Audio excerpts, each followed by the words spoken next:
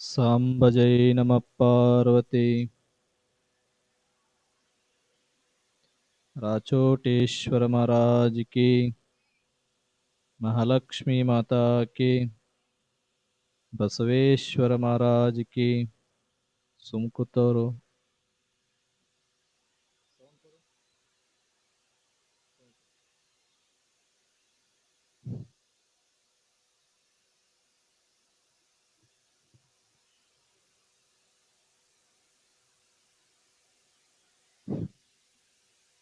ತ್ರೈಲೋಕ್ಯ ಸಂಪದಾಲೈಕ್ಯ ಸಮಲ್ಲೇಖನಾಭಿತ್ತಯೇ ಸಚ್ಚಿದಾನಂದ ರೂಪಾಯ ಶಿವಾಯ ಬ್ರಹ್ಮಣೇ ನಮಃ.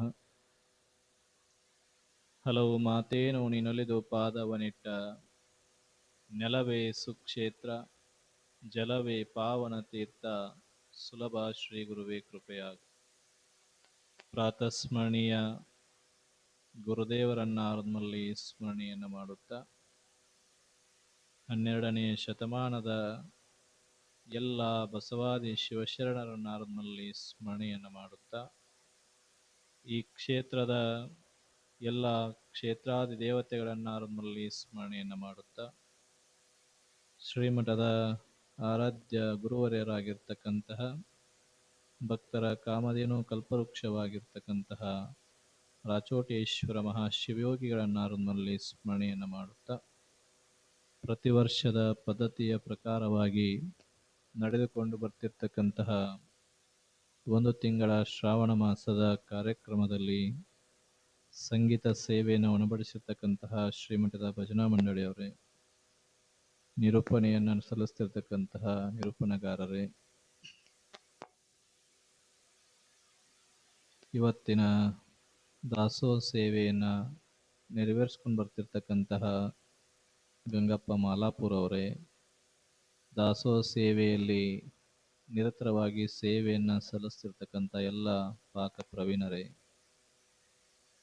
ಸ್ತೋತ್ರವನ್ನು ಮುಣಬಡಿಸಿರ್ತಕ್ಕಂತಹ ಶ್ರೀಮಠದ ಅಕ್ಕನ ಬಳಗದವರೇ, ಈ ಕಾರ್ಯಕ್ರಮಕ್ಕೆ ತನು ಮನ ಧನ ಸೇವೆಯನ್ನು ಸಲ್ಲಿಸ್ತಿರ್ತಕ್ಕಂತಹ ಯಾವತ್ತು ಮುತ್ತೂರು ಗ್ರಾಮದ ಎಲ್ಲ ಹಿರಿಯರೇ, ತಾಯಂದಿರೇ, ಮುದ್ದು ಮಕ್ಕಳೇ, ತಮ್ಮೆಲ್ಲರ ಅಂತರಾತ್ಮದಲ್ಲಿ ವಿರಾಜಮಾನವನಾಗಿರ್ತಕ್ಕಂತಹ ಆ ಶಿವನ ಚರಣಕ್ಕೆ ಶರಣು ಶರಣಾರ್ಥಿಗಳು. ಎಲ್ಲ ಬಂದಿರಲ್ಲ, ಯಾಕೋ ಸಂಖ್ಯೆ ಕಮ್ಮಿ ಐತೆ ಇವತ್ತು. ಎಲ್ಲರೂ ಹೋಗ್ಯಾರನ್ರೆಲ್ಲ? ಏನಾರ ಅದಾವ ರಾತ್ರಿ ಕಾರ್ಯಕ್ರಮ? ಈಗ ಹುಡುಗರ್ದು ಆಟ ಆಡ್ಸೋ ಕಾರ್ಯಕ್ರಮ ಐತಿ ಈಗ ಸದ್ಯ. ಹುಡುಗರು ಬಂದಾವ ಇಲ್ಲ ಇವತ್ತು? ಇನ್ನು ಬರ್ತಾವ ನೋಡ್ಲ. ಅವ್ರನ್ನ ಪಾಡೆ ನಿಮ್ಮನ್ನೆಲ್ಲ ಕೈ ಬಿಟ್ಬಿಡುದು. ನೀವು ಯಾಕೆ ಇವತ್ತು ಕಮ್ಮಿ ಆಗಿರಿ? ಬೇರೆ ಎಲ್ಲರೂ ಹೋಗ್ಯಾರೋ? ಕರ್ಚಿಕಾಯಿ ಅದು ತಿಂದು ಏನಾದ್ರು ಎಫೆಕ್ಟ್ ಆಗಿತ್ತು? ಚಕ್ಕಲಿ, ಉಂಡಿ, ಶಂಕರ ಪಾಳ್ಯ ನೋಡ್ರಿ ಎಷ್ಟು ಚಂದ ಹೆಸರು ಇಟ್ಟಿರಿ. ಅವಕ್ಕೂ ದೇವ್ರ ಹೆಸರು ಇಟ್ಟಿರಿ ನೀವು. ತಿಂದ್ರ ದೇವ್ರಿಗೆ ಆಗ್ಬೇಕೆಲ್ಲ, ನಮಗೇನ ಆಗಬಾರ್ದತ್ ನೀವು. ಇನ್ನೊಂದು ಯಾವ್ದು ಮಾಡ್ತೀರಿ? ಉಂಡಿ ಇರ್ಲಿ. ಆ ಕೊಬ್ಬರಿ ಗುಂಡ ಇದು ಮಾಡ್ತಿರಲ್ಲ, ಬಿಂಗ್ರಿ ಆಡ್ತಿರೋ ಇಲ್ಲ? ಈಗ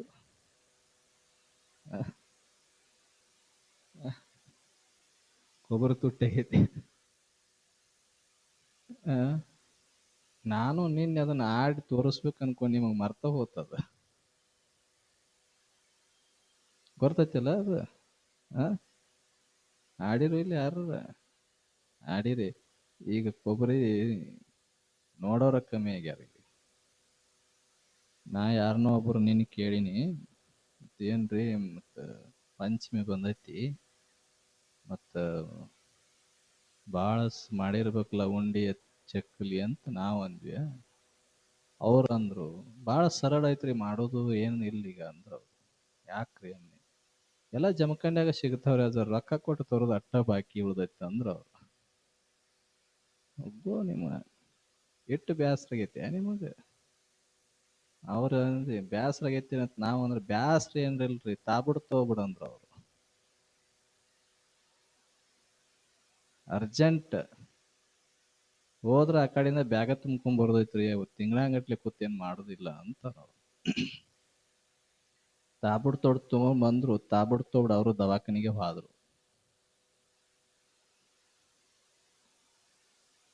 ಹಂಗ ಅದಾವು. ಆ ಮನ್ಯಾಗ ಮಾಡ್ಕೊಂಡ್ ತಿಂದ್ರ ಪಚ್ ಉಳಿತೈತಿ.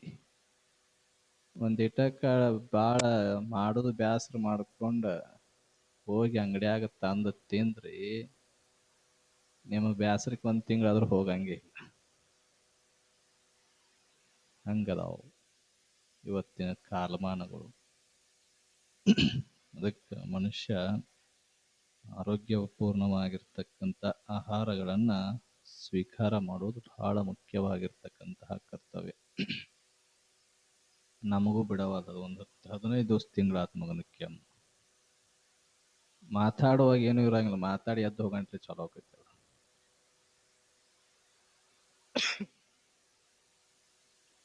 ಇರ್ಲಿ, ವಿಷಯಕ್ಕೆ ಹೋಗೋನು.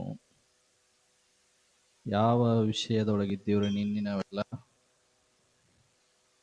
ಯಾರ್ರಿ? ಮಡಿವಾಳ ಅಲ್ರಿ, ಅಂಬಿಗರ ಚೌಡಯ್ಯ, ಮಡಿವಾಳ ಮಾಚಿದೇವ. ಹೇಳ್ರಿ ಯಾರು?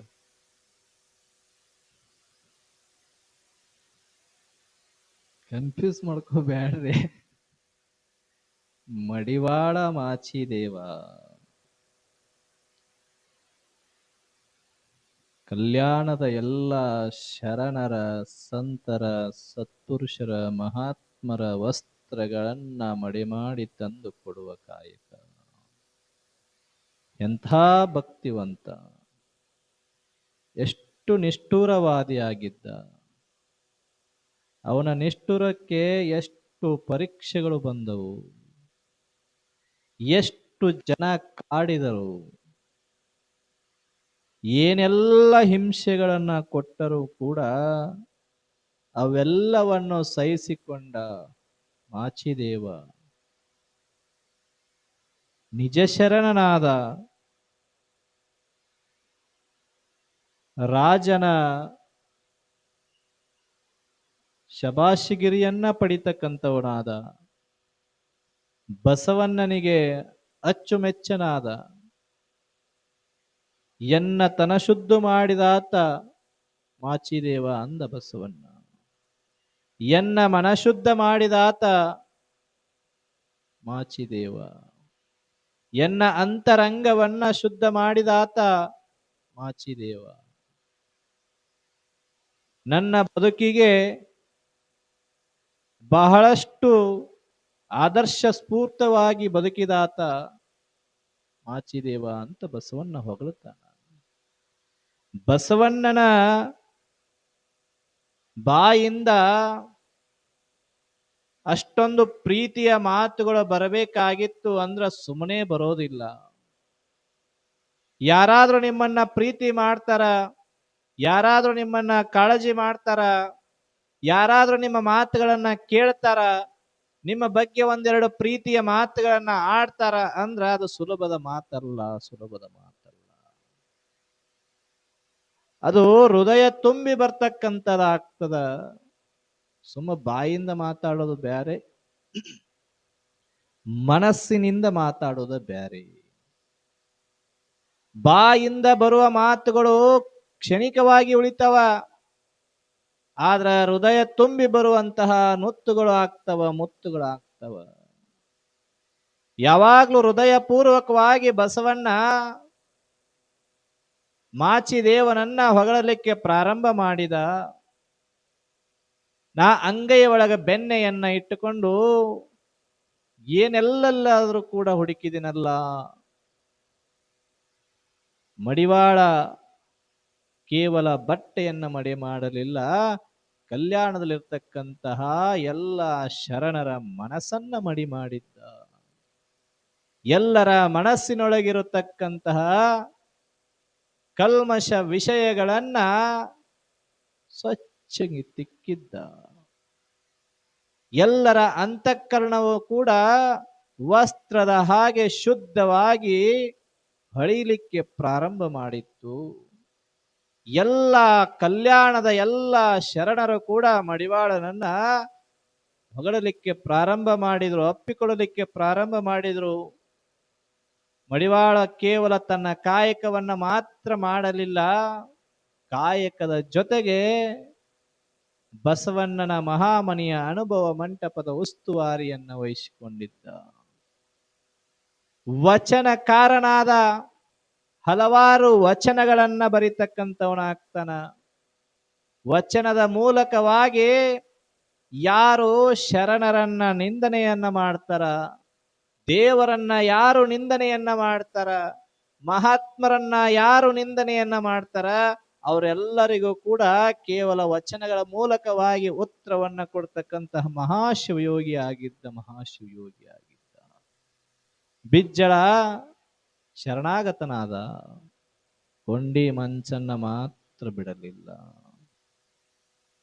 ಅವ ತುಚ್ಚವ. ಕೊನೆಗೆ ಏನಾತು? ತನ್ನ ಹೆಂಡತಿಯ ಎದೆಯಿಂದ ನೀರು ಬೋಗರಿಲಿಕ್ಕೆ ಪ್ರಾರಂಭ ಆಯಿತು. ಆ ನೀರಿನಿಂದ ವಸ್ತ್ರಗಳನ್ನ ಮಡಿ ಮಾಡಿಕೊಂಡು ಹೋಗಿ ಕಲ್ಯಾಣದ ಎಲ್ಲ ಶರಣರಿಗೆ ಕೊಟ್ಟ ಅಂತ ಅವನ ಇತಿಹಾಸದೊಳಗೆ ಬರ್ತಕ್ಕಂಥದ್ದಾಗ್ತದೆ. ನಾವೆಲ್ಲರೂ ಕೂಡ ನಿನ್ನೆಯ ದಿನ ಅದೆಲ್ಲವನ್ನು ಕೂಡ ತಿಳಿತಕ್ಕಂಥವರಾಗಿದ್ವಿ.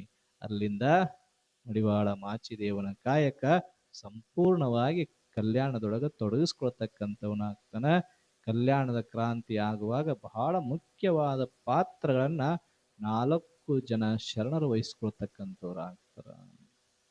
ಮಡಿವಾಳ ಮಾಚಿದೇವ, ಅಂಬಿಗರ ಚೌಡಯ್ಯ, ಅಮ್ಮುಗಯ್ಯ, ಇವರೆಲ್ಲ ಶರಣರು ಕಲ್ಯಾಣದ ಕ್ರಾಂತಿ ಪ್ರಾರಂಭ ಏನಾಗ್ತದಲ್ಲ, ಅವಾಗ ವಚನ ಸಾಹಿತ್ಯವನ್ನ ಉಳಿಸಬೇಕು, ಮುಂದಿನ ಪೀಳಿಗೆಗೆ ನಾವು ಕೊಡಬೇಕು ಅಂತಕ್ಕಂತಹ ಉದ್ದೇಶವನ್ನು ಇಟ್ಟುಕೊಂಡ ವಚನ ಸಾಹಿತ್ಯವನ್ನ ರಕ್ಷಣೆ ಮಾಡೋದ್ರೊಳಗ ಇವರೆಲ್ಲರೂ ಬಹಳ ಪ್ರಮುಖ ಪಾತ್ರವನ್ನ ವಹಿಸ್ತಾರ ಅಂತೇಳಿ ಅವರ ಇತಿಹಾಸದಲ್ಲಿ ಸಂಪೂರ್ಣವಾಗಿ ಬರ್ತಕ್ಕಂಥದ್ದಾಗ್ತದೆ. ನಾವು ಸಂಕ್ಷಿಪ್ತವಾಗಿ ಮಡಿವಾಳ ಮಾಚಿದೇವನ ಇತಿಹಾಸವನ್ನ ನಾವೆಲ್ಲರೂ ತಿಳಿತಕ್ಕಂಥವರಾಗಿದ್ದೀವಿ. ಅವರ ಸಮಕಾಲಿನಲ್ಲೇ ಬರ್ತಕ್ಕಂತಹ ಇನ್ನೊಬ್ಬ ಮಹಾಶ್ರೇಷ್ಠ ಸಂತ, ಅವನೂ ಕೂಡ ನೇರ ನುಡಿಗಾರ, ಯಾರಿಗೂ ಕೂಡ ಅಂಜೋದಿಲ್ಲ, ಯಾರ ಹಮ್ಮು ಬಿಮ್ಮುಗಳಿಲ್ಲ, ಭಗವಂತ ಒಬ್ಬಿದ್ದರೆ ಸಾಕು, ಯಾರ ಹಂಗು ನನಗೆ ಬೇಕಾಗಿಲ್ಲ ಅಂತ ಬದುಕಿದವ ಒಬ್ಬ. ಆ ಶ್ರೇಷ್ಠ ಸಂತ ಹುಟ್ಟಿನಿಂದಲೂ ಕೂಡ ಕಾಯಕ ಜೀವಿಯಾಗಿ ಹುಟ್ಟುತ್ತಾನ.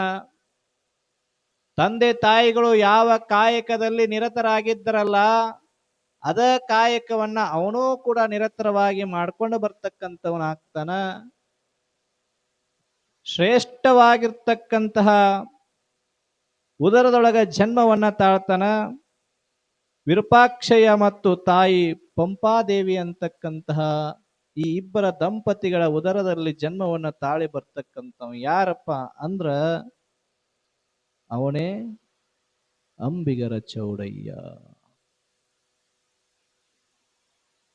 ತಂದೆ ಹೆಸರು ವಿರೂಪಾಕ್ಷಯ್ಯ, ತಾಯಿಯ ಹೆಸರು ಪಂಪಾದೇವಿ.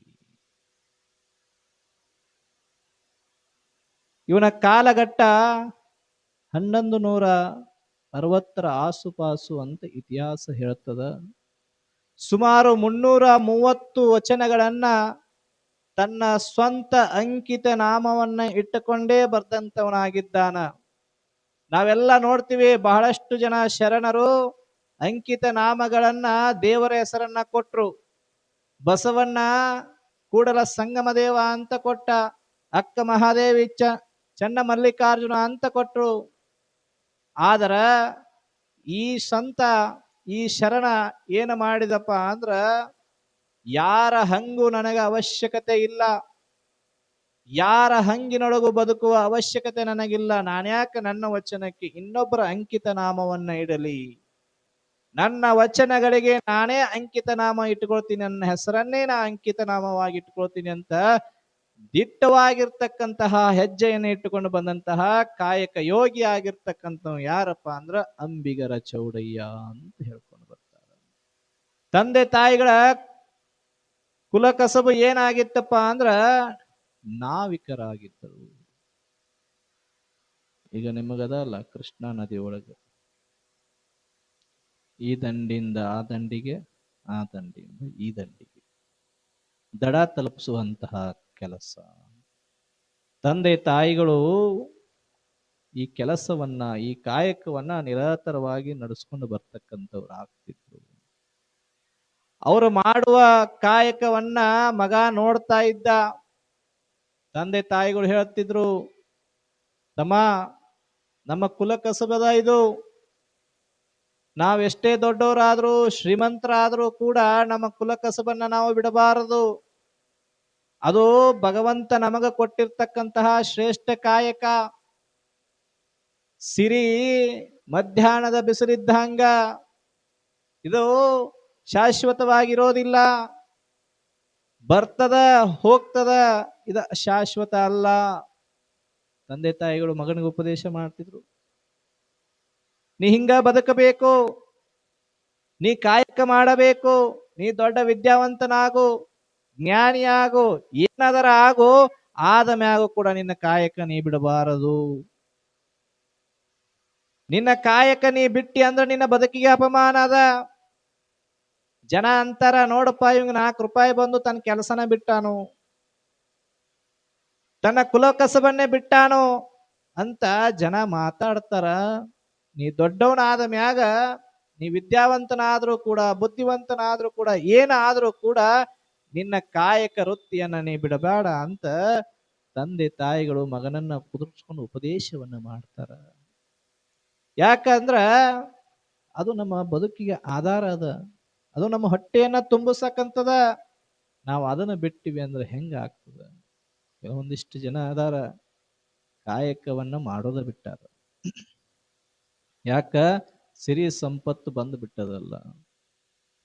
ಸಿರಿ ಸಂಪತ್ತು ಎಲ್ಲಿವರೆಗೂ ಶಾಶ್ವತವಾಗಿರ್ತದ? ಎಷ್ಟು ದಿನ ಶಾಶ್ವತವಾಗಿರ್ತದ? ದುಡಿಯದೆ ಯಾವತ್ತಾದ್ರೂ ದುಡ್ಡು ಬರಲಿಕ್ಕೆ ಸಾಧ್ಯತೆ? ಏನಾದ್ರೂ ಒಂದು ಕೆಲಸ ಮಾಡಿದ್ರೆ ಮಾತ್ರ ಮನುಷ್ಯನಿಗೆ ಸಿಗ್ಲಿಕ್ಕೆ ಸಾಧ್ಯ ಅದ ಸಂಪಾದನೆ. ಏನೋ ಮಾಡದೆ ಇದ್ರೆ ಸಂಪಾದನೆ ಆಗೋದೇ ಇಲ್ಲ. ಏನಾಗ್ಲಿ, ಅವನು ಶ್ರೀಮಂತ ಆಗಿದ್ರು ಅವನು ದುಡಿಯಬೇಕು. ಅವ ಅಂಬಾನಿ ಅದ ಅಂತ ಹೇಳಿ ಮನ್ಯಾಗ ಕೂತ್ರ ನಡೀತದೇನು? ರಗಡ ಆಸ್ತಿ ಅದ ಅಂತೇಳಿ ಅವ್ ಮನ್ಯಾಗ ಕೂತ್ರ ನಡೀತದೇನು? ಇಲ್ಲ, ಅವ್ ಹೋಗಬೇಕ ಅವನ ಕಂಪ್ನಿಗೆ. ಅವ ಅಲ್ಲಿ ಹೋಗಿ ಕೂತ್ ಎದ್ದೊಂದು ಸೈನರ ಹಾಕಬೇಕ. ಹಂಗ ನಮ್ಮ ಬದುಕಿನಲ್ಲೂ ಕೂಡ ನಾವು ದುಡಿಯಬೇಕು, ಕಾಯಕ ಮಾಡಬೇಕು. ಅವಾಗ ನಮ್ಮ ಜೇಬು ತುಂಬುತ್ತಾವು. ಇಲ್ಲ ಅಂದ್ರ ಖಾಲಿ. ಒಬ್ಬ ಹೆಣ್ಮಗಳು ಒಂದು ದಿವಸ ಅಡಿಗೆ ಮಾಡಿ ಮಾಡಿ ಬ್ಯಾಸೊತ್ತಿದ್ಲತ್ತ. ಗಂಡ ಹೊಲಕ್ಕೆ ದುಡಿಯಾಕಂತ ಹೋಗಿದ್ದ. ಹೊಲದಾಗ ಕೆಲಸ ಮಾಡಿ ಬಹಳ ಬ್ಯಾಸೊತ್ತಿದ್ದ ಗಂಡ ಮಧ್ಯಾಹ್ನದ ಬಿಸಿಲಾಗ ಕೆಲಸ ಮಾಡಿ ಮನೆಗೆ ಬಂದ ತಕ್ಷಣ ಹೆಂಡತಿಗೆ ಹೇಳ್ತಾನ, ಹೊಲದಾಗ ಕೆಲಸ ಮಾಡಿ ಬಹಳ ಬ್ಯಾಸೊತ್ತೀನಿ, ಮೈಕೈ ಬಹಳ ನುಸ್ಸಾಕತ್ತದ, ಹೊಟ್ಟೆ ಹಸದದ, ಅಡಿಗೆ ಏನ ಮಾಡಿ ಊಟಕ್ಕೆ ಹಚ್ಚಿ ಕೊಡಬಾಲ ಅಂತ ಕರೆದ. ಇಕ್ಕಿ ಹೋಗಿ ಮಕ್ಕೊಂಡಿದ್ಲು ಹೆಣ್ಮಗಳು. ಹೊಟ್ಟೆ ಬಾಳ ಹಸದದ, ಏನ್ ಅಡಿಗೆ ಮಾಡಿ ಬಾ ಹಚ್ಚಿ ಕೊಡಬಾ ಅಂತ ಗಂಡಷ್ಟ ಹೇಳಿದ್ದ ತಡ ಅಕ್ಕಿ ಬಾಜುದಾಗ ಒಂದು ಚರಗಿ ನೀರ್ ಇಟ್ಕೊಂಡು ಮಕ್ಕೊಂಡಿದ್ಲು. ಅದಕ್ಕೆ ಸೊಡ್ಡ ನಂಗೆ ಕೈ ಬಡದ ಅದ ಕೆಳಗ ಬಿದ್ದು ನೀರ್ ಚೆಲ್ಲಿದು. ಅಕ್ಕಿ ಅಂದಳು, ನನಗ ಕಾಲು ಬಳ ಬಳ ಮಾಡಕತ್ತಾವು ಅಂತ. ನನಗ ಕಾಲು ಬಳ ಬಳ ಮಾಡಕತ್ತಾವು, ಇವತ್ತು ನನಗ ಅಡಿಗೆ ಮಾಡಕ್ ಆಗಿಲ್ಲ, ನಾ ಅಡಿಗೆ ಮಾಡಿಲ್ಲ ಅಂದ್ಲ. ಇವ ಗಂಡ ಅನ್ಕೊಂಡ, ಈ ಬಳ ಬಳ ಅಂದ್ರೆ ಏನು? ತಲೆನೋವು ಬಂದೈತಿ ಅಂದ್ರ ತಲೆನೋವಿಗೆ ಗುಳಿಗೆ ಕೊಡಬಹುದು. ಹೊಟ್ಟೆ ನುಸ್ಸಾಕತ್ತದ ಅಂತ ಹೇಳಿದ್ರ ಹೊಟ್ಟೆ ನುಸ್ಸು ಗುಳಿಗೆ ಕೊಡಬಹುದು. ಕೈ ನುಸ್ಸಾಕತ್ತಾವ ಅಂದ್ರ ಕೈ ನೋವು ಗುಳಿಗೆ ಕೊಡಬಹುದು. ಇವ ಈ ಬಳ ಬಳ ಅನ್ನೋದಕ್ಕ ಅರ್ಥ ಏನಂತ ಹೇಳಿ ಇಡೀ ಕನ್ನಡ ಡಿಕ್ಷನರಿ ಎಲ್ಲ ಹುಡ್ಕೊಂಡಿದ್ದಾವ. ಡಿಕ್ಷನರಿ ಶಬ್ದಕೋಶವನ್ನ ಪುಸ್ತಕ ಎಲ್ಲವನ್ನು ನೋಡಿದ, ಅದ್ರಾಗ ಅರ್ಥನೇ ಸಿಗ್ಲಿಲ್ಲ ಅವಂಗ. ಇವ ಮತ್ ಬಂದ್ ಕಿಶಿಂದ ಎಂದ ಏನು ನುಸ್ಸಾಕತ್ತದ ಅಂತ ಹೇಳಿದ್ರ ಅದಕ್ಕೆ ಗುಳಿಗೆ ತಂದು ಕೊಡ್ಬೋದು. ಮತ್ತ ಈ ಬಳ ಬಳ ಅನ್ನಾಕತ್ತದ ಅಂತೀಯಲ್ಲ ಹೆಂಗ ಅಂದವ. ಅದಕ್ಕೆ ಹ್ಯಾಂಡತ್ ಹೇಳಿದ್ಲು, ಇವತ್ತು ಅಡಿಗೆ ಮಾಡೋದು ನನಗೆ ಬ್ಯಾಸರ ಬಂದದ, ಹೊರಗೆ ಹೋಗಿ ಊಟ ಮಾಡ್ಕೊಂಡ್ ಬರೋಣ, ಅದಕ್ಕೆ ನನ್ನ ಕಾಲು ಬಳ ಬಳ ಅನ್ನಕತ್ತಾವು. ಅಂದ್ರ ಹೊರಗ ಹೋಗಿ ಊಟ ಮಾಡ್ಕೊಂಡ್ ಬರಾಕ ಹೆಂಡತಿ ಕಾಲುಗಳು ಬಳ ಬಳ ಅತ್ತಾವ. ಹೊರಗೆ ಹೋಗಿ ಊಟ ಮಾಡಾಕ ಕಿಶ್ಯಾಗ ರೊಕ್ಕಿದ್ರ ಜನ ಜನ ಆಗ್ತದ, ಇಲ್ಲ ಅಂದ್ರ ಇಲ್ಲ. ಕಿಶ್ಯಾಗ ರೊಕ್ಕ ಬರಬೇಕಾದ್ರ ಕಾಯಕ ಮಾಡಬೇಕು. ಕಾಲ ಬಳ ಬಳ ಹೋಗಬೇಕು ಅಂದ್ರ ಕಿಶ್ಯಾಗ ರೊಕ್ಕ ಇರಬೇಕು. ಕಿಶ್ಯಾಗ ರೊಕ್ಕ ಇರಬೇಕಂದ್ರ ನೀವು ಮೈ ಮುರಿದು ದುಡಿಬೇಕು. ದುಡಿಲಿಲ್ಲ ಅಂದ್ರ ಯಾವುದೂ ಕೂಡ ಕೈಗೆ ಸೇರೋದಿಲ್ಲ. ಅದಕ್ಕಿಲ್ಲಿ ಅಂಬಿಗರ ಚೌಡಯ್ಯ ತಂದೆ ತಾಯಿಗಳು ಉಪದೇಶವನ್ನ ಮಾಡ್ತಕ್ಕಂಥವ್ರು ಆಗ್ತಾ ಇದ್ದಾರೆ ಮಗನಿಗೆ. ನೀನು ಬದುಕಿನೊಳಗ ಯಾವಾಗ್ಲೂ ಕೂಡ ಕಾಯಕ ವೃತ್ತಿಯನ್ನ ಬಿಡ್ತಕ್ಕಂಥವನಾಗಬೇಡ. ನೀನು ಕಾಯಕವಂತನಾಗಿ ಬದುಕಬೇಕು ಅಂತ ಹೇಳಿದರು. ತಂದೆ ತಾಯಿಗಳ ಮಾತುಗಳನ್ನ ಅಚ್ಚುಕಟ್ಟಾಗಿ ಪಾಲಿಸ್ತಕ್ಕಂಥವನಾಗ್ತಾನ. ಬೆಳೀತಾ ಬೆಳೀತಾ ದೊಡ್ಡವನಾದ. ಮನೆ ಗುರುಗಳನ್ನ ಕರೆಸಿ ತಂದೆ ತಾಯಿಗಳು ಮಗನಿಗೆ ಉಪದೇಶವನ್ನ ಮಾಡಿಸ್ತಾರ. ಕೊರಡೊಳಗ ಲಿಂಗವನ್ನ ಕಟ್ಟಿಸ್ತಾರ. ಯಾವಾಗಲೂ ಕೂಡ ನೀ ಕಾಯಕದ ಜೊತೆಗೆ ಇಷ್ಟಲಿಂಗಧಾರಿ ಆಗಿ ಬದುಕಬೇಕು ಅಂತ ಹೇಳ್ತಾರ. ನೀನು ತ್ರಿಕಾಲದಲ್ಲೂ ಇಷ್ಟಲಿಂಗ ಪೂಜೆಯನ್ನ ಮಾಡು, ನೀ ನಾವಾದ್ರೂ ನಡೆಸು, ನೀ ಬೇರೆ ವೃತ್ತಿಯನ್ನಾದ್ರೂ ಮಾಡು, ಆದ್ರ ನಿನ್ನ ಕಾಯಕವನ್ನ ಬಿಡಬೇಡಪ್ಪ ಅಂತ ಗುರುಗಳು ಉಪದೇಶವನ್ನ ಮಾಡ್ತಾರ. ಗುರುಗಳು ಹೇಳಿದಂತಹ ಮಾತುಗಳ ಎಲ್ಲವನ್ನು ಕೂಡ ಬಹಳಷ್ಟು ಭಕ್ತಿಯಿಂದ ಶ್ರದ್ಧೆಯಿಂದ ಆಲಿಸ್ತಾನ. ಆಲಿಸಿ ಬೆಳೀತಾ ಬೆಳೀತಾ ಬಹಳ ದೊಡ್ಡವನ ಆಗ್ತಾನ. ಅವನ್ ಹೆಂಗ ಬೆಳೀತಾ ಇದ್ದು ಹಂಗ ಅವನ ಕೀರ್ತಿಯು ಕೂಡ ಅವನ ಹಿಂದೆ ಬೆಳಿಲಿಕ್ಕೆ ಪ್ರಾರಂಭ ಆಗಿತ್ತು. ಚಿಕ್ಕವನಿದ್ದಾಗಲೇ ಸಣ್ಣ ಪುಟ್ಟಗಳ ವಚನಗಳನ್ನ ಬರಿತಕ್ಕಂಥವನಾಗ್ತಾನ. ಬೆಳೀತಾ ಬೆಳೀತಾ ದೊಡ್ಡವನಾದ ಮ್ಯಾಗ ಪದ್ಯಗಳನ್ನ ಬರೀತಕ್ಕಂಥವನಾಗ್ತಾನ. ಕೇವಲ ಒಂದು ದೋಣಿಯನ್ನ ನಡೆಸುವ ನಾವಿಕನಾಗಲಿಲ್ಲ. ಈ ದಡದಿಂದ ಆ ದಡಕ್ಕ 4 ಜನರನ್ನ ಬಿಟ್ಟು ಬರುವ ನಾವಿಕನಾಗಲಿಲ್ಲ. ಏನಾಗಿದ್ದಪ್ಪ ಅಂದ್ರ ಅನುಭವಿ ಆಗಿದ್ದ, ದಾರ್ಶನಿಕನಾಗಿದ್ದ. ಯಾರೇ ದುಃಖದಿಂದ ಬಂದರೂ ಕೂಡ ಅವರಿಗೆ ಉಪದೇಶ ಮಾಡುವಂತಹ ಮಹಾನ್ ತತ್ವವನ್ನ ಬೋಧನೆ ಮಾಡುವಂತಹ ಯೋಗಿಯಾಗಿದ್ದ. ಯಾಕಂದ್ರ ಅನುಭವ ಬಹಳ ಮುಖ್ಯ ಮನುಷ್ಯನ ಜೀವನದೊಳಗ. ಅನುಭವ ಇಲ್ಲದ ಇದ್ರೆ ಏನೂ ಮಾಡ್ಲಿಕ್ಕೆ ಸಾಧ್ಯ ಆಗೋದಿಲ್ಲ. ದೋಣಿಯನ್ನ ನಡೆಸುವ ಕಾಯಕವನ್ನ ಮಾಡ್ತಿದ್ದ. ದೋಣಿ ನಡೆಸುತ್ತಾ ನಡೆಸುತ್ತಾ ದೋಣಿ ಒಳಗ ಯಾರು ಕುಳಿತುಕೊಳ್ತಾರಲ್ಲ ಅವ್ರು ಏನಾದ್ರೂ ಕಷ್ಟ ಅದ, ನಮಗ ದುಃಖ ಆಗ್ಯದ, ನೋವಾಗ್ಯದ ಅಂತ ಅವನ ಹತ್ರ ಏನಾದ್ರೂ ವಿಚಾರವನ್ನ ಹಂಚಿಕೊಂಡಾಗ ಅವರಿಗೆ ಜ್ಞಾನೋಪದೇಶವನ್ನ ಮಾಡ್ತಿದ್ದ. ಈ ಜಗತ್ತು ಅಂತಕ್ಕಂಥದ್ದು ಚಿಂತೆಯ ಸಂತೆ ಅದ ಅಂತ ಹೇಳ್ತಿದ್ದ. ನಮ್ಮ ದುಃಖಕ್ಕೆ ಇವತ್ತ ಕಾರಣ ಯಾವುದಪ್ಪ ಅಂದ್ರ ಚಿಂತೆ ಅನ್ನುವ ಸಂತೆ. ಚಿಂತೆ ಅಂತಕ್ಕಂಥದ್ದು ಇವತ್ತು ನಮ್ಮನ್ನ ಏನು ಮಾಡ್ತಾ ಇದೆಯಪ್ಪ ಅಂದ್ರ,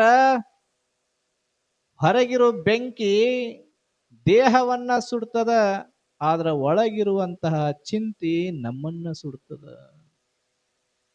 ಅದಕ್ಕ ಬಹಳ ಸುಂದರವಾಗಿ ದುಃಖ ಅಂತ ಯಾರು ಬರ್ತಾರ ಅವರಿಗೆ ಉಪದೇಶವನ್ನ ಮಾಡ್ತಿದ್ದ. ಅದೇ ರೀತಿ ಅವನ ಕಾಯಕವನ್ನ ಮಾಡ್ತಿದ್ದ. ಹೊಳಿ ದಾಟುವುದು ಬಹಳ ಬೆರಿ ಅದ. ಲೌಕಿಕ ಹೊಳಿ ದಾಟುವುದು ಪಾರಮಾರ್ಥದ ಹೊಳಿ ದಾಟುವುದು ಬಹಳ ಬೆರಿ ಅದ. ಲೌಕಿಕ ಹೊಳಿ ದಾಟಬೇಕಾದ್ರೆ ಹೆಂಗ ಬೇಕಾದ್ರೂ ದಾಟಬಹುದು. ಆದ್ರ ಪಾರಮಾರ್ಥದ ಹೊಳಿ ಅದಲ್ಲ, ಈಜುವುದಲ್ಲ, ಅದು ಅಷ್ಟು ಸುಲಭದಲ್ಲ. ಯಾಕ?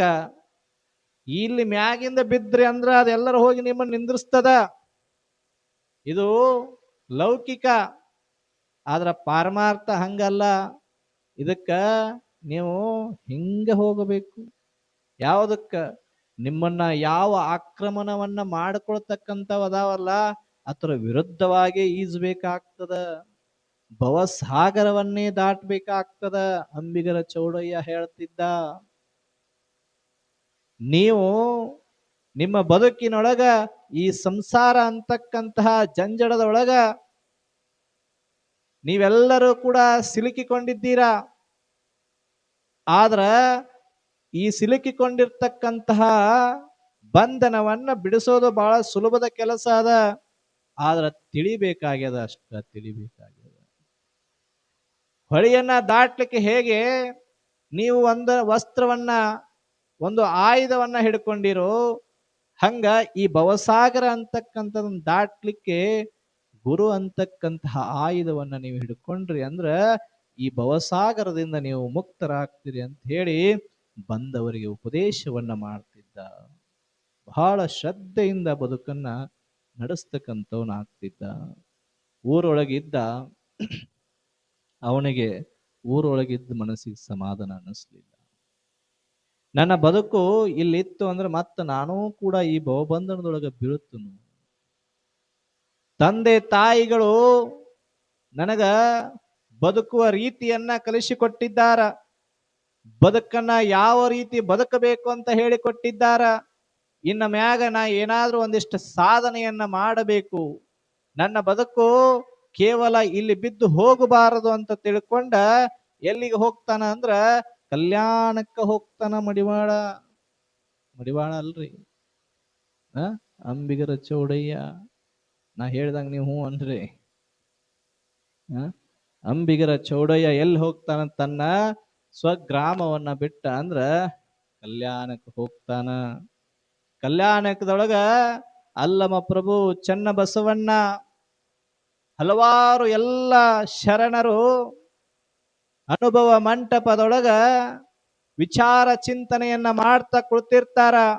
ಒಂದೊಂದು ವಚನಗಳನ್ನ ಬರೆದು ಆ ವಚನಗಳ ತಾತ್ಪರ್ಯವನ್ನ ಬಿಡಿಸ್ತಾ ಎಲ್ಲ ಶರಣರು ಅನುಭವ ಮಂಟಪದೊಳಗ ತಮ್ಮ ಅನುಭವ ಧಾರೆಯನ್ನ ಎಲ್ಲ ಜನಾಂಗಕ್ಕೂ ಕೂಡ ತಿಳಿಸ್ತಕ್ಕಂಥವ್ರು ಆಗ್ತಾರ.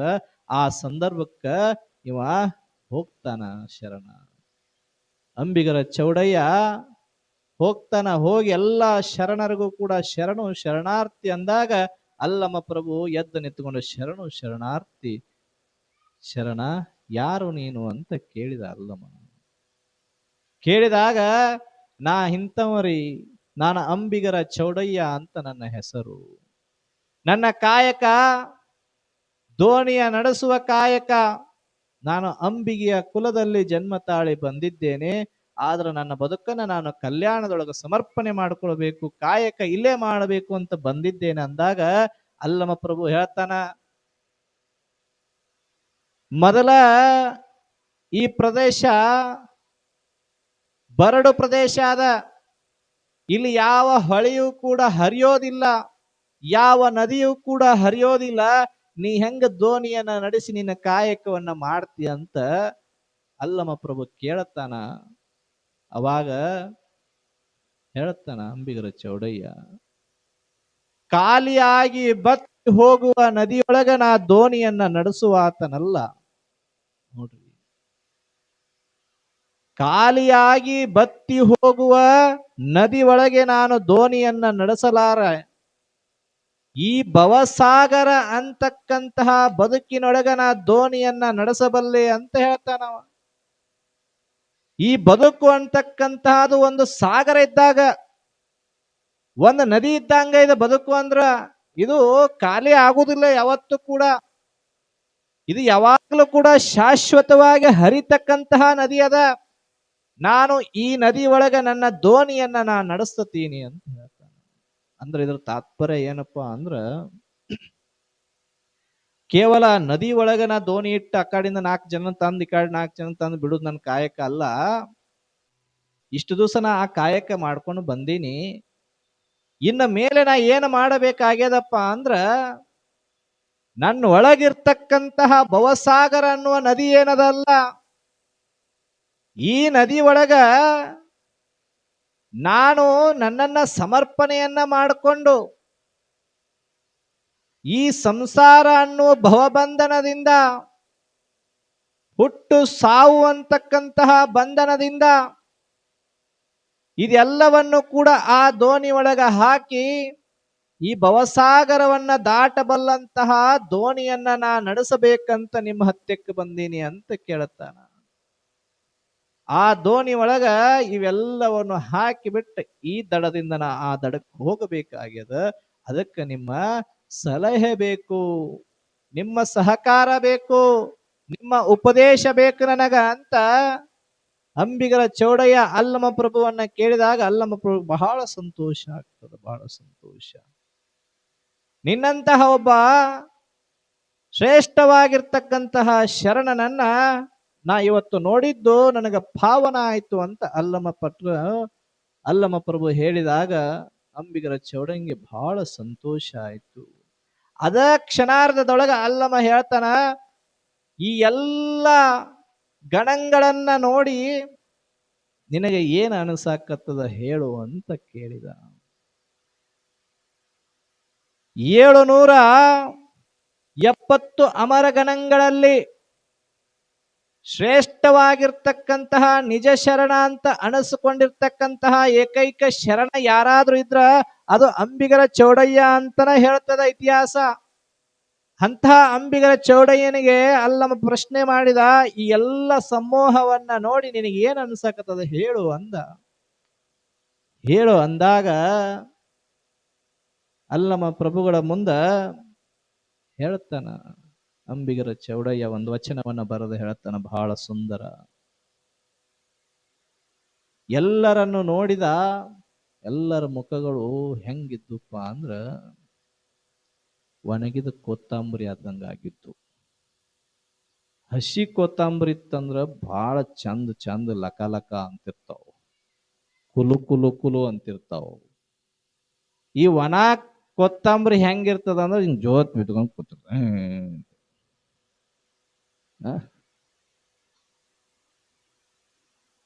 ನಿಮ್ಮ ಹಂಗಾಗ್ಯಾವ. ಹೆಂಗಾಗ್ಯಾವ ನಿಮ್ಮ ಅಂದ್ರ ಹೆಂಗ ಕೂತಾವ, ಸಾಕಾಗೈತೆ ಅವ್ರು. ಅವಾಗ ಬರೀತಾನ ಒಂದು ವಚನವನ್ನ ಬಹಳ ಸುಂದರ. ಏನಂದ್ರ, ಬಡತನಕ್ಕೆ ಉಂಬುವ ಚಿಂತೆ,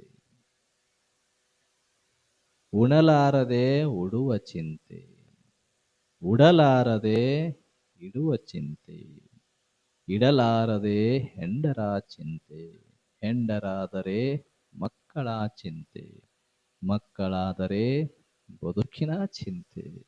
ನೋಡ್ರಿ ಎಷ್ಟು ಚಂದ ಬರೆದು ಬಿಟ್ಟು ನಿಮ್ಮ್ಯಾಗ. ಬಡತನಕ್ಕೆ ಉಂಬುವ ಚಿಂತೆ. ಇವರೆಲ್ಲ ಒಂದು ಚಿಂತೆ ಒಳಗ ಕಾಲ ಕಳೀತಾ ಇದ್ದಾರ. ಇವರೆಲ್ಲರ ಮುಖಗಳನ್ನ ನೋಡಿದರ ಇವರೊಳಗೊಂದು ಗಾಢವಾಗಿರ್ತಕ್ಕಂತಹ ಚಿಂತೆ ಆವರಿಸ್ಕೊಂಡು ಬಿಟ್ಟದ. ಅದು ಎಂತ ಚಿಂತೆ? ಬಡತನ ಎಂಬುವ ಚಿಂತೆ ಇವರನ್ನೆಲ್ಲ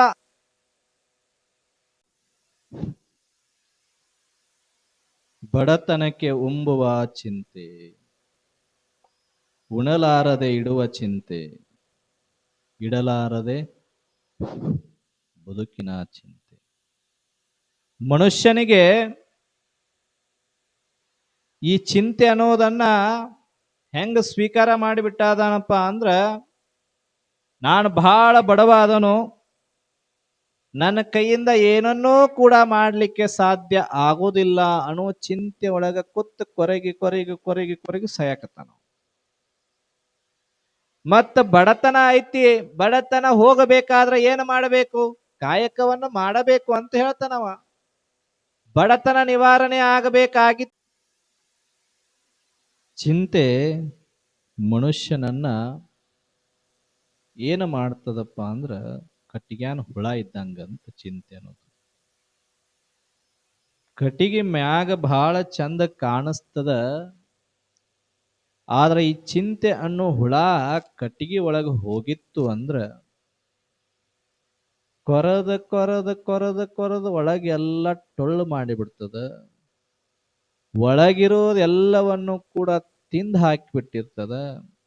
ಇವ್ ಎಷ್ಟು ತಿಂದ್ರು ಕೂಡ ಆ ಚಿಂತೆ ಅನ್ನೋ ಹುಳ ಅವನ ಒಳಗ ಹೊಕ್ಕಿತ್ತು ಅಂದ್ರ ಅದು ಇವನನ್ನ ಮೇಲೆ ಬರ್ಲಿಕ್ಕೆ ಬಿಡುವುದೇ ಇಲ್ಲ. ಹಂಗ ಬಡತನ ಅನ್ನೋ ಚಿಂತೆ ಅನ್ನೋದು ಇವನ ಒಳಗ ಹೊಕ್ಕದ.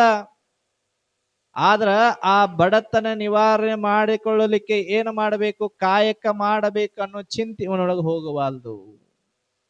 ಅದಕ್ಕೆ ಬಡತನಕ್ಕೆ ಉಂಬುವ ಚಿಂತೆ, ಉಣಲಾರದೆ ಉಡುವ ಚಿಂತೆ. ಬಡತನ ಹೊಟ್ಟಿ ವಸ್ತ್ರ ಆದ್ರೆ ಹೋತು ಬಡತನ. ಅಷ್ಟಕ್ಕೆ ಸುಮ್ಮ ಆಗ್ತೀರ ನೀವ್ ಯಾರ? ಬಡತನ ಬಹಳ ಐತಿ ಅಂತ ಹೇಳಿ ಭಗವಂತನ ಕುರಿತು ತಪಸ್ಸು ಮಾಡ್ರಿ, ಅವ ವರ ಕೊಡ್ತಾನ. ಬಡತನ ಹೋತು ಅಂತೇಳಿ ಚಿಂತೆ ಮಾಡುದು ಬಿಟ್ಟಿರ? ಊಟ ಆಯ್ತು, ಹೊಟ್ಟಿ ತುಂಬಿತು, ವಸ್ತ್ರ ತಿಕ್ತು, ಅಷ್ಟಕ್ಕೆ ಸುಮ್ಮ ಆಗಂಗಿಲ್ಲ ನೀವು. ಉಡಲಾರದೆ ಇಡುವ ಚಿಂತೆ ಪ್ರಾರಂಭ. ಇವತ್ತೇನೋ ಆಗೈತಿ ಊಟ, ನಾಳೆಗೆ ಹೆಂಗ್ ಮಾಡುದು ಅನ್ನೋ ಚಿಂತೆ. ಮಠದಾಗ ಇವತ್ತು ಪ್ರಸಾದ ಆತು, ಇನ್ ನಾಳೆಗೆ ಮಠದಾಗ ಪ್ರಸಾದ ಹಾಕ್ಲಿಲ್ಲ ಅಂದ್ರ ಆ ಚಿಂತೆ ಚಲೋ ಅಕ್ಕ ಒಳಗ. ಉಡಲಾರದೆ ಇಡುವ ಚಿಂತೆ, ಕೂಡಿಡು ಚಿಂತೆ ರಗಡ ಐತಿ. ಇನ್ನೂ ಇಡಬೇಕು, ಕೂಡಿ ಇಡಬೇಕು ಅನ್ನೋ ಚಿಂತೆ. ಅಷ್ಟಕ್ಕ ಮುಗಿಲಿಲ್ಲ, ಇಡುವ ಚಿಂತೆಗೆ ಮುಗಿಲಿಲ್ಲ. ಎಲ್ಲ ಆಯ್ತು, ಮುಂದಕ್ಕೇನಿರು? ಇಡಲಾರದೆ ಹೆಂಡರ ಚಿಂತೆ. ಒಂದು ಲೆವೆಲಿಗೆ ಬಂದ ಮನುಷ್ಯ, ಮೊದಲ ಬಡವ ಆಗಿದ್ದ, ಸ್ವಲ್ಪ ಶ್ರೀಮಂತಿಕೆ ಬಂತು, ಅಷ್ಟಕ್ಕ ಬಿಡಲಿಲ್ಲ, ಕೂಡಿಟ್ಟ ಮ್ಯಾಗ ಅವನಿಗೆ ಮನಸ್ಸಿನೊಳಗೆ ಆಶೆ ಉದ್ಭವ ಆಯ್ತು. ಏನ್ ಮಾಡ್ಬೇಕು? ಇನ್ನು ಮದುವೆ ಆಗಬೇಕು. ಮದುವೆ ಆಗಾಕ ತಲೆಯಾನ ಕೂದ್ಲೆಲ್ಲ ಹೋಗ್ಯಾವ್, ಉದುರಿ ಹೋಗ್ಯಾವ್. ಇನ್ನು ವಿಗ್ ಒಂದ ಹಾಕುದು ಬಾಕಿ ಉಳ್ದೈತೆ. ಹೆಂಡತಿ ಚಿಂತೆ ಚಾಲೋ, ಮದುವೆ ಆಗಬೇಕು, ಒಂದು ಒಳ್ಳೆ ಹುಡುಗಿ ನೋಡಿ ಮದುವೆ ಆಗಬೇಕು. ಆತು ಅಂತ ಹೇಳಿ ಹುಡುಗಿ ನೋಡ್ಲಿಕ್ಕೆ ಪ್ರಾರಂಭ. ಹಂಗೋ ಹಿಂಗೋ ಅಲ್ಲಿ ಇಲ್ಲಿ ನೋಡಿ ಏಜೆಂಟ್ರನ್ನ ಹಿಡದ ಅವರೊಂದಿಟ್ಟು 10, 20, 30 ಇಸ್ಕೊಂಡ ಎಂತಾದ ಒಂದ್ ಗಂಟೆ ಹಾಕಿ ಬಿಡ್ತಾರ. ಇವ್ರಿಗೂ ಅದ ಬೇಕಾಗಿರ್ತೈತಿ, ಹೆಣ್ಣು ಸಿಕ್ಕ್ರ ಸಾಕತ್ ಇವ್ರು ಕುಂತಿರ್ತಾರ. ಅದ್ ಹೆಂಗ್ರ ಇರ್ಲಿ ಒಂದ್ ಗಂಟೆ ಹಾಕುದ. ಮೂಗ ದ್ವಾಪ್ರ ಇರ್ಲಿ, ಉದ್ರ ಇರ್ಲಿ, ಕಿವಿ ಕೇಳಿಸ್ದೇ ಇರ್ಲಿ, ಒಂದ್ ಗಂಟೆ ಹಾಕಿಬಿಟ್ರ ಮುಗಿದು ಹೋತ್. ಹೆಂಡರ ಚಿಂತೆ ಮುಗಿತ್. ಮದುವೆ ಆತ್, ಹೆಂಡತಿ ಚಿಂತೆ ಮುಗಿತ್. ಹೆಂಡತಿ ಆದ್ಮ್ಯಾಗ ಇನ್ಯಾರ ಚಿಂತೆ ಚಾಲೋ ನಿಮಗ? ಮದುವೆ ಆತು, ಮಕ್ಕಳಾಗ್ಲಿಲ್ಲೋ ಯಪ್ಪ. ಬರುದ ನಮ್ ಕಡೆ ನಾವು ಚೂಮಂತ್ರ ಗಾಡಿ ಹಾಕುದ, ಬೂದಿ ನಿಮ್ಮ್ಯಾಗ ಹೋಗಿದ.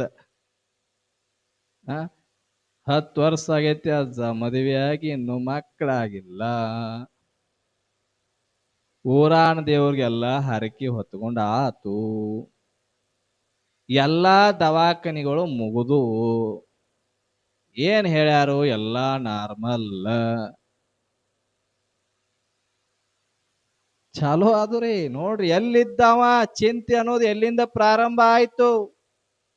ಬಡತನಕ್ಕೆ ಉಂಬುವ ಚಿಂತೆಯಿಂದ ಪ್ರಾರಂಭವಾಗಿ ಹೆಂಡತಿವರೆಗೂ ಚಿಂತೆ ಚಾಲೋ ಆತು. ಹೆಂಡತಿ ಹೆಂಗೋ ಹನಿ ಬರಕ ಸಿಕ್ಕಳು, ಕರ್ಗರ ಇರ್ಲಿ, ಬೆಳಗರ ಇರ್ಲಿ, ಹೆಂಗರ ಇರ್ಲಿ, ಸ್ವಾಟ್ಗರ ಇರ್ಲಿ, ಹೆಂಡತಿ ಸಿಕ್ಕಳು. ಅಷ್ಟಕ್ಕ ಸುಮ್ಮ ಆಗಲಿಲ್ಲ, ಮಕ್ಕಳ ಚಿಂತೆ. ನೋಡ್ರಿ, ಕೆಲವರು ಮಕ್ಕಳ ಆದ್ರ ನಮ್ಮ ಬದುಕು ಸಾರ್ಥಕ ಅಂತ ಅನ್ಕೋತಾರ. ಎಷ್ಟು ಜನ ಮಕ್ಕಳು ಹಡಿದ್ರು ತಂದೆ ತಾಯಿಗಳು ಸುಖವಾಗಿ ಬದುಕಾಕತ್ತಾರ ಇವತ್ತಿನ ದಿವಸ. ಅವ್ರ ಕಡೆ ಬೇಸ್ಗೊಳದ, ಅವ್ರ ಕಡೆ ಹೊಡಸ್ಕೊಳದ, ನನ್ನ ಮಕ್ಕಳು ಬಹಳ ಚಂದ ನೋಡ್ಕೊಳಕತ್ತಾರ ಅಂತ ಹೇಳೋರು ಒಂದೆಲ್ಲೋ ಇಬ್ರ, ನೋಡ್ಕಿದವ್ರು ಯಾರು ಇಲ್ಲ. ಹೌದಿಲ್ಲ? ತಾಯಂದರಲ್ಲಿ ಒಂದು ದೊಡ್ಡದಾಗಿರ್ತಕ್ಕಂತಹ ಸಂಶಯ ಪಿಸಾಶಿ ಏನಪ್ಪಾ ಅಂದ್ರೆ ಮಕ್ಕಳಾಗಲಿಲ್ಲ ಅಂದ್ರೆ ಇವ್ರ ಬದುಕು ಸಾರ್ಥಕ ಅಲ್ಲ ಅಂತ ತಿಳ್ಕೊಂಡಿರ್ತಾರೆ. ಹಾಗಾದ್ರೆ ಜಗತ್ತಿನೊಳಗೆ ಎಷ್ಟು ಜನ ತಾಯಂದ್ರ ಮಕ್ಕಳಿಲ್ಲ ಹೇಳ್ರಿ? ಎಲ್ಲಾರ್ಗೂ ಮಕ್ಕಳು ಆಗ್ಯಾವಂದ ಮತ್ತೆ ಯಾಕೆ ನಮ್ಮ ದೇಶದೊಳಗ 20,000 ಅನಾಥಾಶ್ರಮಗಳು, ವೃದ್ಧಾಶ್ರಮಗಳು ಯಾಕೆ ಹುಟ್ಕೊಳ್ತಿದ್ವು?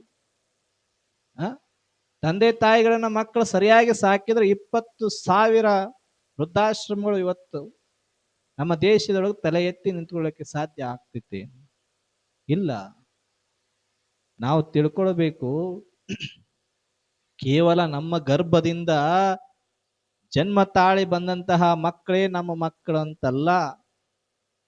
ಜಗತ್ತಿನಲ್ಲಿರ್ತಕ್ಕಂತಹ ಎಲ್ಲ ಮಕ್ಕಳು ನನ್ನ ಮಕ್ಕಳೇ ಅಂತ ಯಾವ ತಾಯಿ ತಿಳಿತಾಳ ಆ ತಾಯಿಗೆ ಶ್ರೇಷ್ಠವಾಗಿರ್ತಕ್ಕಂತಹ ಗುಣ ಸಿಗ್ತದ ಅಂತ ಹೇಳ್ತಾರೆ. ಮದರ್ ತೆರೇಸಾ ಅಂತ ಅವ್ರು ನೋಡ್ರಿ, ಅವ್ರು ಬದುಕಲಿಲ್ಲ, ಅವ್ರಿಗೇನು ಮಕ್ಕಳಿದ್ರು, ಎಂತಹ ಸಂಸ್ಥೆಯನ್ನ ಕಟ್ಟಿ ಹೋದ್ರು ಬಡ ಮಕ್ಕಳಿಗೋಸ್ಕರ. ಹಂಗ ಇಲ್ಲಿ ಹೆಂಡರಾದರೆ ಮಕ್ಕಳ ಚಿಂತ್ಯಾಗ ಸಾಯಕತ್ತನ್ರಿ ಮನುಷ್ಯ.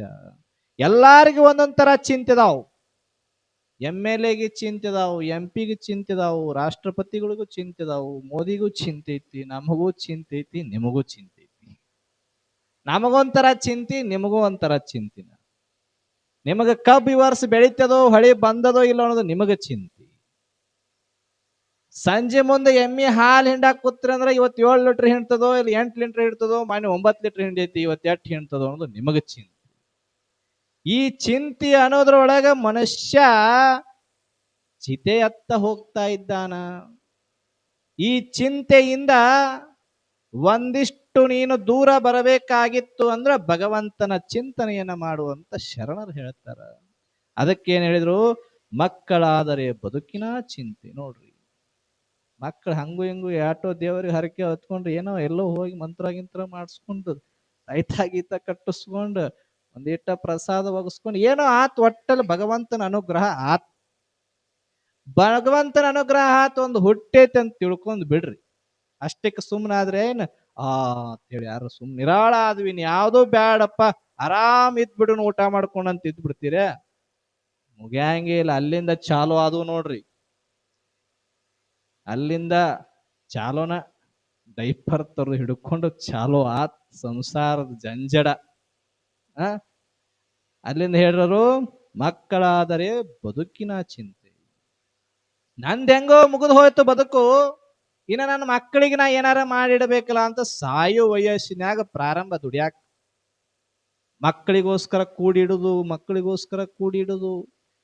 ಮಕ್ಕಳಿಗೋಸ್ಕರ ಆಸ್ತಿ ಮಾಡ್ಲಿಕ್ಕೆ ಪ್ರಾರಂಭ ಮಾಡೋದು. ಮಕ್ಕಳಿಗೋಸ್ಕರ ಆಸ್ತಿ ಮಾಡ್ತಾ ಮಾಡ್ತಾ ಮಾಡ್ತಾ ಏನಾಗ್ತದೆ, ಇವನ ಆರೋಗ್ಯ ಎಲ್ಲ ಹದಗೆಟ್ಟು ಹೈದರಾಬಾದ್ ಆತು. ಬದುಕಾದರೆ ಕೇಡಿನ ಚಿಂತೆ ಪ್ರಾರಂಭ. ಬಾಳ ಮಕ್ಕಳಿಗೋಸ್ಕರ ಆಸ್ತಿ ಮಾಡಿಟ್ನಿ, ಇನ್ನು ಮಕ್ಕಳು ನನ್ನನ್ನ ಎಲ್ಲಿ ಸರಿಯಾಗಿ ನೋಡ್ಕೋತಾರೋ ಇಲ್ಲೋ, ನನ್ನನ್ನ ಕೊನೆ ಗಳಿಗೆ ಒಳಗ ಬಾಯ ಒಳಗ ಒಂದ್ ಹನಿ ನೀರ್ ಹಾಕ್ತಾರೋ ಇಲ್ಲೋ, ಕೇಡಿನ ಚಿಂತೆ ಪ್ರಾರಂಭ ಆಯ್ತು. ನೋಡ್ರಿ, ಏನು ಕೆಟ್ಟದ ಸಂಸಾರ. ಸಂಸಾರ ಕೆಟ್ಟಿಲ್ಲ, ಸಂಸಾರದೊಳಗ ಅತಿಯಾದ ವ್ಯಾಮೋಹ ನಮ್ಮನ್ನ ಕೆಡ್ಸಾಕತ್ತದ ಅಷ್ಟ. ನಂದು ಅನ್ನೋ ಭಾವ ತಾಳ್ಯದ, ಇದು ನನ್ನದೇ ಅನ್ನೋ ಭಾವ ತಾಳ್ಯದ, ಇದು ನಾ ಇದ್ದಂಗ ಇರಬೇಕು ಅನ್ನೋ ಭಾವ ತಾಳ್ಯದ, ಅದು ನಮ್ಮನ್ನ ದುಃಖಕ್ಕೆ ಮೂಲ ಮಾಡಕತ್ತದ. ಅದಕ್ಕೆ ಹೇಳಿದ್ರು ಅವರು, ಬದುಕಾದರೆ ಕೇಡಿನ ಚಿಂತೆ, ಕೇಡಾದರೆ ಮರಣದ ಚಿಂತೆ. ನೋಡ್ರಿ, ಮಕ್ಕಳು ನೋಡ್ಕೋತಾರೋ ಇಲ್ಲೋ ಅನ್ನೋ ಚಿಂತೆ ಒಳಗ ಆತು, ಇನ್ನು ನನಗ ಸಾಯುವ ಸಂದರ್ಭ ಸನೆ ಬಂತು. ಕೇವಲ ಮನುಷ್ಯ ಹುಟ್ಟಿನಿಂದಲೂ ಕೂಡ ಸಾಯುವವರೆಗೂ ಯಾವ ಚಿಂತೆಯನ್ನ ಮಾಡಿದ ಅಂದ್ರ ಕೇವಲ ಲೌಕಿಕ ಸಂಸಾರದ ಚಿಂತೆಯನ್ನೇ ಮಾಡಿದ ವಿನಃ ಒಂದು ಸ್ವಲ್ಪನಾದ್ರೂ ಕೂಡ ಭಗವಂತನ ಚಿಂತನೆಯನ್ನು ಮಾಡಲೇ ಇಲ್ಲ ಅಂತ ಹೇಳ್ತಾನ. ಎಲ್ಲರೂ ಕೂಡ ಇಂತಿ ಹಲವು ಚಿಂತೆಯಲ್ಲಿ ಇದ್ದವರನ್ನ ಕಂಡೆ ಅಂತ ಹೇಳಿದ ಅವ. ಇಂತಿ ಹಲವು ಚಿಂತೆಯಲ್ಲಿ ಇದ್ದವರನ್ನ ಕಂಡೆ, ಶಿವಚಿಂತೆಯಲ್ಲಿ ಇದ್ದವರು ಒಬ್ಬರನ್ನೂ ಕಾಣೆ, ಒಬ್ಬರನ್ನೂ ಕಾಣೆ. ನೋಡ್ರಿ ಎಷ್ಟು ಚಂದ ಹೇಳ್ತಾನ ಅಂಬಿಗರ ಚೌಡಯ್ಯ. ಮುಂಜಾನೆ ಚಾಲೋ ಆತು ನಿಂಬುದು ಅಂದ್ರೆ ಸಂಜೆ ತನಕ ನಿಂಬುದು ಚಾಲೋನ. ಯಾವ ಚಿಂತೆ? ಬರೇ ಸಂಸಾರದು ಗಳಿಕೆ ವ್ಯಾಮೋಹ ಯಾಪ್ ಇದ ಚಿಂತಿರ್ತದ. ಒಂದಿಷ್ಟ ಈ ಚಿಂತೆಯಿಂದ ದೂರ ಆಗಬೇಕಾಗಿತ್ತು ಅಂದ್ರ ನಾವೇನು ಮಾಡಬೇಕಪ್ಪ ಅಂದ್ರ ಭಗವಂತನ ಸನ್ನಿಧಿ ಒಳಗೆ ಹೋಗಿ ಒಂದಿಷ್ಟು ಭಗವಂತನ ಚಿಂತನೆಯನ್ನ ಮಾಡಬೇಕು. ಅವಾಗ ಮಾತ್ರ ನಾವು ಈ ಕಷ್ಟಗಳಿಂದ ದೂರ ಆಗ್ಲಿಕ್ಕೆ ಸಾಧ್ಯದ. ಒಬ್ಬ ವ್ಯಕ್ತಿ ಹೋಗಿ ರಾಮನನ್ನ ಕುರಿತು ತಪಸ್ಸು ಮಾಡಿದಂತ. ಅವನ ತಪಸ್ಸಿಗೆ ಮೆಚ್ಚಿದ ರಾಮ ಏನಂದತ್ತಂದ್ರ, ಏನ ಬೇಕು ನಿನಗ ಅಂತ ಕೇಳಿದ. ಅವಾಗ ಅವಂದ, ನನಗೆ ಬಹಳ ದುಃಖ ಆಗ್ಯದ್ರಿ, ಈ ದುಃಖದಿಂದ ನನಗೆ ನಿವೃತ್ತಿ ಕೊಡ್ರಿ ಎಂದವ. ಅವಾಗ ರಾಮ ತಾನ, ಹೋಗೋ ಮರಯ್ಯ, ನನಗ 14 ವರ್ಷ ವನವಾಸ ಆಗ್ಯದ, ಸೀತೆನ ಕಳ್ಕೊಂಡು ಪರಬಾರದ ಕಷ್ಟ ನಾನ ಪಟ್ಟುನು, ನಿನಗೆಲ್ಲಿ ನಾನು ಕಷ್ಟ ದೂಗುವಂತಹ ವರ ನಾ ಕೊಡ್ಲಿ ಅಂದ, ಹೋಗ್ ನಾ ಕೊಡಂಗಿಲ್ಲ ಅಂದ. ರಾಮನ ಬಂಟ ಹನುಮ ಅವನ ಕುರಿತು ತಪಸ್ಸು ಮಾಡಿದವ ಮತ್ತ. ಯಾಕ ರಾಮ ಕೊಡಲಿಲ್ಲ ವರ ಅಂತ ಹೇಳಿ. ಅವ ಹನುಮಂತ ಪ್ರತ್ಯಕ್ಷ ಆದ. ಪ್ರತ್ಯಕ್ಷನಾಗಿ ಏನು ಬೇಕು ಅಂತ ಕೇಳಿದ, ನನಗೆ ಬಹಳ ದುಃಖ ಆಗ್ಯದ, ಬಹಳ ಕಷ್ಟ ಆಗ್ಯದ, ಇದರಿಂದ ನನಗೆ ನಿವೃತ್ತಿ ಕೊಡಿಸು. ಅವಾಗ ಹನುಮಂತ ಅಂತಾನ, ಹೋಗೋ ಮರಯ ಹೋಗು, ಸೀತೆನ ಕರ್ಕೊಂಡ್ ಬರಾಕತ್ತೇಳಿ ಲಂಕೆಗೆ ಸೇತುವೆ ಕಟ್ಟಿ ಕಟ್ಟಿ ಕಟ್ಟಿ ನನಗ ಬ್ಯಾಸರ ಬಂದೈತಿ, ನಿನಗೆಲ್ಲಿ ನಾ ದುಃಖ ನಿವೃತ್ತಿ ಆಗುವಂತ ವರ ಕೊಡ್ಲಿ, ಹೋಗು ನೋಡು. ಲಕ್ಷ್ಮಣನನ್ನ ಬದುಕಿಸ್ಲಿಕ್ಕೆ ಅಂತ ಹೇಳಿ ಅವತ್ತು ಸಂಜೀವಿನಿ ಪರ್ವತ ಹೊತ್ಕೊಂಡು ನಿತ್ತವ, ಇನ್ನೂ ಹಂಗ ನಿತ್ತನು, ನನ್ನ ಮ್ಯಾಗ ಇಷ್ಟು ಬಾರದ, ನನ್ನ ಮ್ಯಾಗ ಇಷ್ಟು ದುಃಖದ, ನಾನೆಲ್ಲಿ ನಿನಗ ಕೊಡ್ಲಾಕ್ ಹೋಗ್ಲಿಪ್ಪ ಅಂತ ಹೇಳಿ ಅವನು ಕೈ ಬಿಟ್ಟ. ಅದಕ್ಕ ಇದೆಲ್ಲ ಬ್ಯಾಡ, ಎಲ್ಲರ ವಿಘ್ನಗಳನ್ನ ನಿವಾರಣೆ ಮಾಡತಕ್ಕಂತಹ ಗಣಪತಿ ಕುರಿತ ತಪಸ್ಸಿಗೆ ಕುಳಿತ. ಗಣಪತಿಯನ್ನ ಕುರಿತ ತಪಸ್ಸಿಗೆ ಕುಳಿತ. ಗಣಪತಿ ಪ್ರತ್ಯಕ್ಷನಾದ, ಏನು ಬೇಕು ನಿನಗೆ ವರ ಅಂತ ಕೇಳಿದ. ಅವಾಗ ಗಣಪತಿ ಹೇಳ್ತಾನ, ನನಗೆ ಕಷ್ಟ ಬಾಳದ, ಈ ಕಷ್ಟಗಳಿಂದ ನಾ ಪಾರಾಗಬೇಕು, ನನಗೆ ವರ ಕೊಡು ಅಂದ. ಅವಾಗ ಗಣಪತಿ ಹೇಳ್ತಾನ, ತಮ್ಮ ನಾನು ಮೊನ್ನೆ ಹುಟ್ಟಿನಿ, ಈಗ 1 ದಿವಸ ಆಗೈತಿ ಹುಟ್ಟಿ, ನಾನು 5 ದಿವಸ ಇರ್ತನು, 5 ದಿವಸ ನನ್ನ ಇಟ್ಕೋತಾರ, ಆಮ್ಯಾಗ ನನ್ನೂ ಸುತ್ತಕ್ಕೆ ತಗೊಂಡು ಹೋಗಿ ಹೊಳೆಯಾಗ ಹೋಗೋದು ನನ್ನ ತುಳಿತಾರೋ ಬಡಿತಾರೋ ಏನು ಮಾಡ್ತಾರೋ ಗೊತ್ತಿಲ್ಲ, ಆದ್ರ ನಾ ಬರುವಾಗ್ಲೂ ಬಹಳ ಖುಷಿ ಖುಷಿಯಿಂದ ಬರ್ತನು, ಹೋಗುವಾಗ್ಲೂ ಬಹಳ ಖುಷಿ ಖುಷಿಯಿಂದ ಇರ್ತನು, ನಡು ಮಧ್ಯೆ ಬದುಕೈತ್ಲೆ ಇದು ನಂದಲ್ಲ ಅಂತ ತಿಳ್ಕೊಂಡು ಅದಕ್ಕೆ ಬಹಳ ಸಂತೋಷವಾಗದ, ನಾನೇ ನಿನಗೆ ಹೊರ ಕೊಡ್ಲಿ ಹೋಗು ಅಂದ ಇವನು. ನನಗೂ ಇಲ್ಲ. ಅವಾಗ ಇವ ಪರಮಾತ್ಮನಂತಕ್ಕೆ ಹೋಗ್ತಾನ, ತಪಸ್ಸು ಮಾಡಿ ಪರಮಾತ್ಮನ ಒಲಿಸ್ಕೊಂಡು ಪರಮಾತ್ಮನ ಕೇಳ್ತಾನ. ಪರಮಾತ್ಮ ಹೇಳ್ತಾನ, ತಮ್ಮ ನನಗೂ ಕಷ್ಟ ಬಿಟ್ಟಿಲ್ಲ, ನನಗೂ ಬಹಳ ದುಃಖಗಳು ಬಂದಾವ, ಬಹಳ ಕಷ್ಟಗಳು ಬಂದಾವ, ಆದ್ರ ಕಷ್ಟಗಳು ಬಂದಾವ ಅಂತ ಹೇಳಿ ನಾವು ಹೆದರ್ಕೊಳ್ತೀವಿ, ಕಷ್ಟಗಳು ಬಂದಾವ ಅಂತ ಹೇಳಿ ನಾವು ದುಃಖಕ್ಕೆ ಮೂಲ ಮಾಡ್ಕೊಳ್ತೀವಿ, ಕಷ್ಟಗಳು ಬಂದಾವ ಅಂತ ಹೇಳಿ ನಾವು ಇನ್ನೊಬ್ಬರ ಹತ್ರಕ್ಕೆ ಹೋಗ್ತೀವಿ, ಆದ್ರೆ ಇನ್ನೊಬ್ರು ಯಾರು ನಮ್ಮ ಕಷ್ಟಗಳನ್ನ ಬಗೆಹರಿಸುವುದಿಲ್ಲ. ನಮ್ಮ ಕಷ್ಟಗಳನ್ನ ನಾವೇ ಬಗೆಹರಿಸ್ಕೊಳ್ಬೇಕು. ಅದು ಯಾವುದರಿಂದಪ್ಪ ಅಂದ್ರ ಭಗವಂತನ ಚಿಂತನೆಯ ಮಾಡೋದ್ರ ಮುಖಾಂತರವಾಗಿ ನಮ್ಮ ಕಷ್ಟಗಳನ್ನ ನಾವು ಬಗೆಹರಿಸ್ಕೊಳ್ಳಿಕ್ಕೆ ಸಾಧ್ಯದ ಅಂತ ಇಲ್ಲಿ ಅಂಬಿಗರ ಚೌಡಯ್ಯ ಹೇಳ್ತಾನ. ನಿಮಗ ಹಲವಾರು ಚಿಂತೆಯನ್ನು ಪಿಸಾಸಿ ತಲೆಯೊಳಗೆ ಹೊಕ್ಕಿ ಬಿಟ್ಟದ.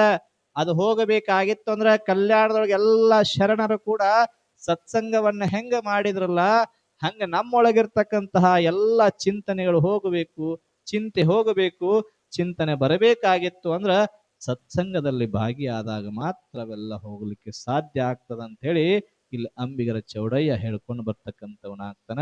ಅದಕ್ಕೆ ಅಂಬಿಗರ ಚೌಡಯ್ಯ ಹೇಳ್ತಾನ, ಅಂಬಿಗ ನಾನಿನ್ನ ನಂಬಿದೆ, ಈ ಭವಸಾಗರ ದಾಟಿಸುವಂತ ಅಂಬಿಗ ನಾನಿನ್ನ ನಂಬಿದೆ ಅಂತ ಹೇಳಿ ಒಂದು ಕಡೆಗೆ ಒಂದು ಪದ್ಯವನ್ನ ಬರ್ಕೊಂಡು ಬರ್ತಕ್ಕಂಥವ್ರು ಆಗ್ತಾರ. ಅದಕ್ಕೆ ಅಂಬಿಗರ ಚೌಡಯ್ಯ ಅಂದ್ರ ಸುಮ ಸಾಮಾನ್ಯ ಮನುಷ್ಯನಲ್ಲ. ಅವ ಒಬ್ಬ ಕುಷ್ಠರೋಗಿ. ಸಮಯ ಆಯ್ತಲ್ಲ, ಸಮಯ ಆಗ್ಯದ. ಅಂಬಿಗರ ಚೌಡಯ್ಯ ಬಹಳಷ್ಟು ಜ್ಞಾನಿ, ಬಹಳ ತಪಸ್ವಿ. ಅವ ಏನು ಹೇಳ್ತಿದ್ದಲ್ಲ ಅವೆಲ್ಲವೂ ಕೂಡ ಸತ್ಯ ಆಗ್ತಾವ ಅಂತ ಹೇಳಿ ಅವನ ಇತಿಹಾಸದೊಳಗೆ ಇನ್ನೂ ಬರ್ತಕ್ಕಂಥದ್ದಾಗ್ತದೆ. ಅದಕ್ಕೆ ನಾವೆಲ್ಲರೂ ಕೂಡ ಶರಣರು ಬದುಕಿದು ಶರಣರ ಬದುಕಿನ ಚರಿತ್ರೆಯನ್ನ ತಿಳಿತಕ್ಕಂಥವ್ರು ಆದ್ವಿ ಅಂದ್ರೆ ನಮ್ಮ ಬದುಕು ಕೂಡ ಸಾರ್ಥಕ ಆಗ್ತದೆ. ಅದಕ್ಕೆ ಅಂಬಿಗರ ಚೌಡಯ್ಯ ಮುಂದೆ ಏನು ಮಾಡ್ತಾನ ಅಂತಕ್ಕಂಥದ್ನ ನಾವು ನೀವೆಲ್ಲರೂ ಕೂಡ ನಾಳೆಯ ದಿವಸ ತಿಳಿದುಕೊಳ್ತಕ್ಕಂಥವ್ರು ಆಗೋಣ ನಮ್ಮ ಮಾತನ್ನು ಹೇಳಿ ಇವತ್ತಿನ ಒಂದೆರಡು ಮಾತುಗಳನ್ನ ಗುರುವಿನ ಚರಣಕ್ಕೆ ಅರ್ಪಣೆ ಮಾಡ್ತೀವಿ. ಓಂ ತತ್ಸ.